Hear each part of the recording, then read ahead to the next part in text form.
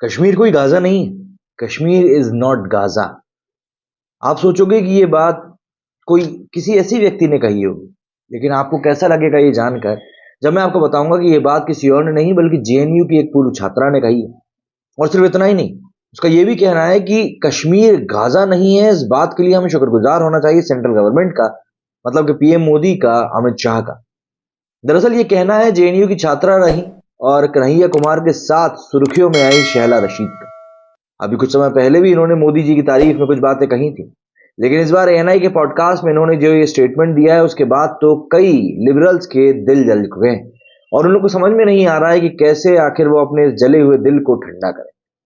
दरअसल मामला कुछ यूं है कि जेएनयू छात्र संघ की पूर्व उपाध्यक्ष रही शहला रशीद ने कश्मीर को लेकर एक बड़ी टिप्पणी के साथ ही पीएम मोदी और गृह मंत्री अमित शाह की तारीफ में कसीदे काढ़े। शहला ने कश्मीर की कंडीशन पर अपनी राय रखते हुए कहा कि कश्मीर गाजा नहीं है। उन्होंने इसके साथ यह भी कहा कि कश्मीर में बदलाव के लिए मैं इसका श्रेय पीएम मोदी को देना चाहूंगी, जिन्होंने ऐसी राजनीतिक स्थिति तय करी जो कि बिना खून की रक्तहीन। शिक्षावादी और जेएनयू में छात्र संघ की पूर्व उपाध्यक्ष रही शहला रशीद से पत्थरबाजों को लेकर भी सवाल किया गया। जब उनसे पूछा गया कि पहले के समय में आपकी सहानुभूति पत्थरबाजों के साथ रही है, इस पर उनका कहना था कि हाँ, ऐसा 2010 में था, लेकिन आज जब मैं बदली हुई कंडीशंस को देखती हूँ तो मैं आज की स्थिति के लिए बहुत ज्यादा आभारी हूँ। कश्मीर गाजा नहीं है, ये बात स्पष्ट हो चुकी है, क्योंकि कश्मीर सिर्फ विरोध प्रदर्शनों में शामिल था और आप उग्रवाद, घुसपैठ की छुटपुट घटनाओं को जानते ही। बदली हुई कंडीशन के लिए मैं वर्तमान सरकार, खासकर प्रधानमंत्री को श्रेय देना चाहूंगी।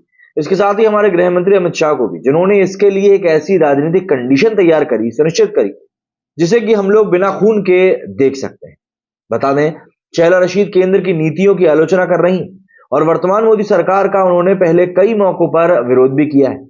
जब जम्मू कश्मीर से अनुच्छेद 370 हटाया गया था तो जेएनयू छात्र संघ की पूर्व उपाध्यक्ष शहला रशीद ने इसके खिलाफ जोरदार विरोध दर्ज कराया था। तब शहला रशीद ने सेना पर गंभीर आरोप लगाए थे। उन्होंने कहा था कि सेना लोगों के घरों में घुस रही है, लोगों को उठा रही है, मारपीट कर रही है। शहला के इन आरोपों का सेना ने सिरे से खंडन किया था, लेकिन बीते कुछ समय में शहला रशीद ने वैचारिक बदलाव दिखाया है। शहला ने 15 अगस्त को एक ट्वीट कर कहा था कि कश्मीर में मानवाधिकार रिकॉर्ड लगातार सुधर रहे हैं। उन्होंने कहा कि मौजूदा सरकार ने एक ही कोशिश में कश्मीरियों की पहचान के संकट को खत्म कर दिया है। शहला ने एनर्जी और पॉल्यूशन जैसे मुद्दों पर प्रधानमंत्री मोदी की नीतियों की तारीफ करी।